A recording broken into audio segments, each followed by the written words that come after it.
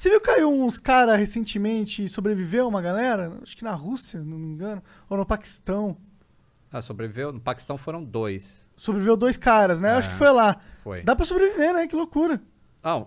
As estatísticas mostram que de uns 5 anos para cá, os acidentes de avião que estão acontecendo estão sendo muito mais sobrevivíveis do que eram no passado. Por quê?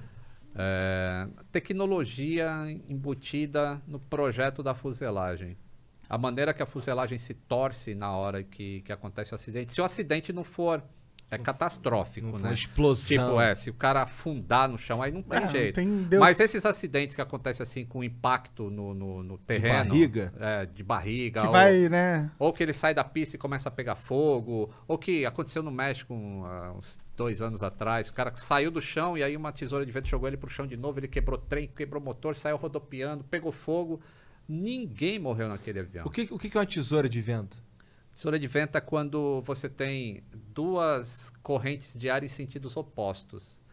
Como a velocidade do ar em cima da asa é muito importante para a sustentação, quando você pega uma corrente que é oposta à outra, então às vezes você pode vir sustentado e de repente o vento muda completamente de direção e você... Isso pode acontecer do nada? Isso pode acontecer do nada, mas hoje em dia, como aconteceram acidentes bastante no passado por causa disso, e a aviação é um negócio que sempre aprende com acidente. Então se desenvolveu tecnologias para prever essa tesoura de vento, Os que aviões se chama têm wind instrumentos? shear. Isso. Todo avião hoje tem um computador dentro dele que se chama Predictive Wind Shear, que é uma predição de tesoura de vento. Ele prevê com 30 segundos de antecedência que vai acontecer aquele evento, baseado em pressão de ar, temperatura, um monte de física ali. Né? É lindo, cara. Física e aviação estão E aí ele dá um aviso pro piloto lá. Wind shear ahead. Ou então o go around, wind shear ahead. E aí o piloto, ele não precisa pensar. Ele tem que fazer o que ele foi treinado para fazer.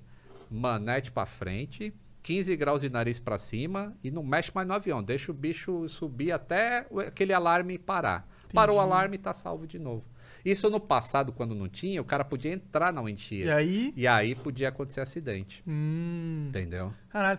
Não sei se você ficou sabendo, mas o Pentágono, ele divulgou recentemente uns OVNI. Sim. Ele falou que realmente verídico. Você viu isso? Eu vi. Eu imagino que deve ter te interessado, né? Porque dizia que eles andavam a 7.000 metros por segundo, uma coisa assim. Então interessa e não interessa ao mesmo tempo. Porque a pessoa associa OVNI com disco voador, a ET. E pô, eu sou um cara que eu acredito na ciência bastante. Se eu não acreditasse, eu não conseguiria fazer o avião voar, e o avião não voaria se fosse opinião, que hoje em dia todo mundo tem opinião, né? Na minha opinião, a Terra é plana, e eu não vou mudar minha opinião. Mas isso não é opinião, isso é um fato. A Terra não é plana. A mesma coisa com política, existem fatos, não existe opinião, cara. Se eu fosse me basear em opinião para investigar acidente aéreo, na minha opinião, o piloto fez uma cagada. O que eu estou resolvendo para melhorar a segurança para que aquilo não aconteça mais? Zero. Você tem que investigar cientificamente. E quando você fala em ET, em disco voador, não existe evidência científica de que a gente é visitado por isso. No entanto, existe um monte de coisa que é projeto secreto de vários governos. E normalmente das maiores potências. Eu tenho um exemplo... Quando o SR-71, que é um avião que foi criado na Lockheed, é um avião espião americano. Esse avião era super secreto. Na verdade, um avião espião, o que ele tem de diferente? Então, o que ele fazia? Nessa época, existia a União Soviética, que era o bloco socialista, e existia os Estados Unidos, que era o Ocidente bonzinho. E aí um tinha que espionar o que o outro estava fazendo. Só que quando iam espionar no território da União Soviética, os caras mandavam um míssil e pum, destruiu o avião. Os Estados Unidos falou, pô, a gente precisa criar um avião que voe mais alto e mais rápido do que os mísseis que os caras têm. Que a gente vai conseguir entrar no território deles, vai conseguir fotografar o que a gente quer, e mesmo que eles disparem um míssil, a gente não... Eles não vão chegar, né? Não vão te chegar. Não vão chegar. E aí criaram o SR-71. E aí... Depois desse projeto veio o F-117, que era mais secreto ainda. Esse era tão secreto que a CIA sabia dele, mas alguns setores das Forças Armadas Americanas não sabiam da existência desse avião.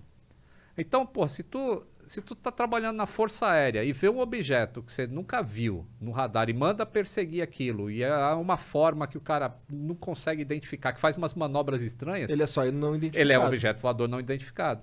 Então eu acredito piamente que é isso. E a Marinha... secreto. A Marinha... Eu também, quando eu isso. pensava, eu achava que essa era... Eu acho que essa é a maior probabilidade mesmo. Só que é interessante porque eles têm então uma tecnologia sinistra que a gente não sabe, né? Sim. E aquele vídeo é antigo pra caramba, porque né, 8 mil quilômetros por segundo. Isso, não é avião que 8 tem mil metros por segundo. Isso, e ele não tem um piloto lá. Ele é um... É um drone, né? É um drone. E faz umas manobras cabulosas, que o ser humano não conseguiria. Suportar até a Força G, né? Se estivesse dentro, né? Exatamente. E o... Força G, moleque. Rapaz, eu tô com o livro aqui. O cara manja, hein? Paranauê. Falando de negócio de tecnologia também. Você viu o Concorde? Concorde era avião supersônico para passageiro. O primeiro voo do Concorde foi em 1969. 69, cara. Nossa Senhora. Em 1969, os Estados Unidos mandou para um museu um avião que se chamava Valkyrie, que era um XB-70. Era um avião que tinha 6 motores atrás. Ele voava a Mach 3.2. Caralho! Caralho! Isso é tão rápido que eles não tinham tecnologia para fazer a pintura suportar a temperatura que chegava à fuselagem. Então, o primeiro voo supersônico desse bicho, com essa velocidade, ele voltou todo descascado com a pintura. Caralho. E aí tiveram que desenvolver uma pintura que fosse elástica o suficiente, porque com esse calor a fuselagem dilata também. Todo metal dilata com calor, né? Sim. Então, muita tecnologia que existe hoje foi descoberta lá nos anos 69. E, porra, um avião desse, cara, ele é do tamanho do Concorde... Do tamanho do Concorde? Isso. Mas o Concorde é enorme. Concorde é enorme. E esse era um avião...